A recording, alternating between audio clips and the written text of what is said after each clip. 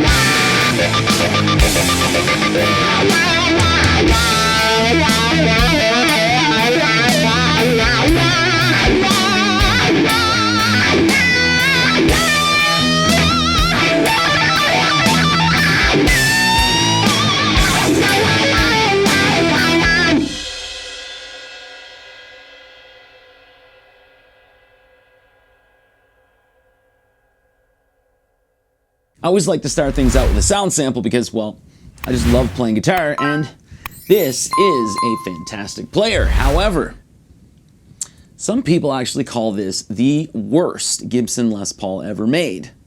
Now, I think there's a few reasons as to why some people think that, and I'm gonna kind of help you along with maybe, you know, if you're looking at purchasing this, things to look out for, things to know, and then kind of clarify.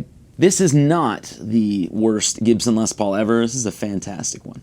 So currently, I'm actually in the process of, well, gutting my guitar collection because I bought a couple of Gibson Les Paul Customs, and that's kind of what I want to change all my guitars over to. So I'm selling this Gibson Les Paul Studio, locally only, don't make an offer. I'm also selling this Gibson Les Paul Studio, which was made, this is a 2013 model here.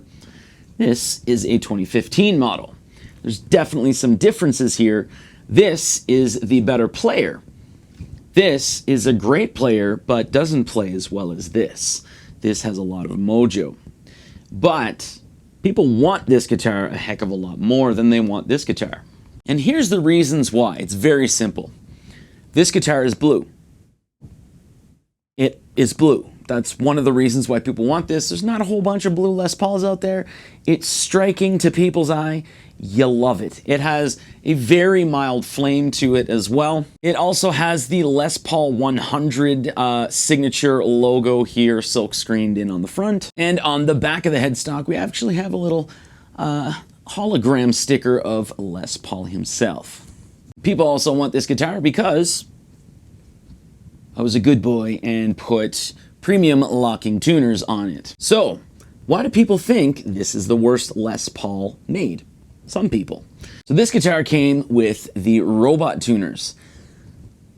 There's some people that like the robot tuners. Most people hate them. It was a gimmick, and a lot of us treated it as a parlor trick. I gave it a chance. It did not work. Basically, if you look at it, if you're a lead player, the robot tuners had to go, because the moment you started bending, the string would start to go flat. If you're a rhythm player or you're a casual player, that's really where the benefit was.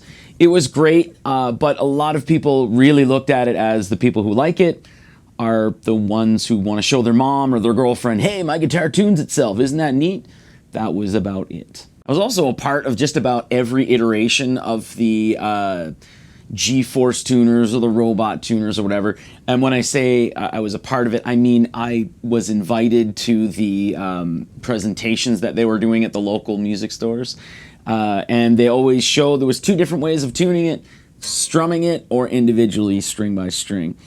And really either way, just a lot of times it got confusing for the product itself to actually work properly. But hey, I know yours worked perfectly fine. Another thing here is it has the 0 fret nut. So this nut here is a metal nut. Some people just really prefer a regular nut or a bone nut or what have you. So a lot of people just kind of get turned off by this. This works great, by the way. The string does slide in and out of it, so it's not often that the string gets caught like in, you know, plastic nuts or those type of nuts. So there's not really a lot of lubrication that you need to do in these. There's always a benefit to it. However, the nut usually wouldn't be an issue for tuning. And the other reason that this kind of gets treated like a red-headed stepchild is the fact that the fretboard is wider. And that's not down to just the Les Paul Studio. All of the 2015 Gibson Les Pauls and Gibson SGs had the same specs with in regards to the robot tuners and the 0 fret nut and the fretboard width. But here's the fretboard size. And here's a regular fretboard size. That's not much of a difference. But you have to take into account that when they do the slim taper on the neck, you're now changing the taper itself. So you're changing the form of the neck. So if you only own this as one single Les Paul, it's not an issue. If you own several Les Pauls, if you're an idiot like me who owns 15, then going from one Les Paul to this Les Paul seems a little off, and it's not going to be like completely off-putting, but it'll take you a second to kind of get readjusted to it. So that's it. Basically, those are all the reasons why some people claim that this is the worst Les Paul ever made. It's not. It's a fantastic player. This is awesome for playing leads, and when it comes to playing rhythm, I don't know what it is, maybe with I don't know, but it does seem to have a little bit of snap. It's not like a maple type of snap that you would feel, but you know, if you're picking really hard onto the open A string or something, I find that it is a little more, there's a little more presence in it than a lot of other Les Pauls. This also has classic 57 pickups in it rather than the 490-8T and 490R. A lot of people do prefer the classic 57s over those pickups themselves, so that's an upgrade right away. And of course, most people did ditch the robot tuners in favor of locking tuners. Like this. This is a premium upgrade for this one.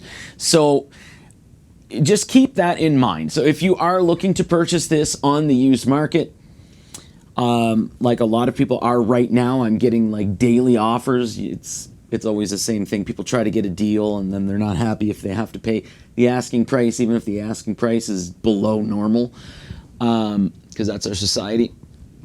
But yeah, it's a great Les Paul. You just have to keep in mind it's slightly different than other Les Pauls.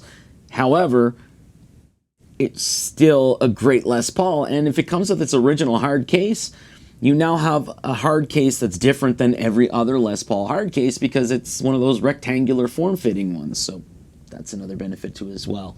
It's a great player, has great pickups in it, and most people did upgrade these to premium locking tuners or just better tuners than the robot tuners themselves, and again, everyone wants this guitar particularly because it has the Les Paul 100 signature and a hologram of Les Paul waving at you. I just feel bad for this guy because this is the best playing Gibson Les Paul Studio I've ever played, and people don't want it because, well, it's not blue. Thanks for watching.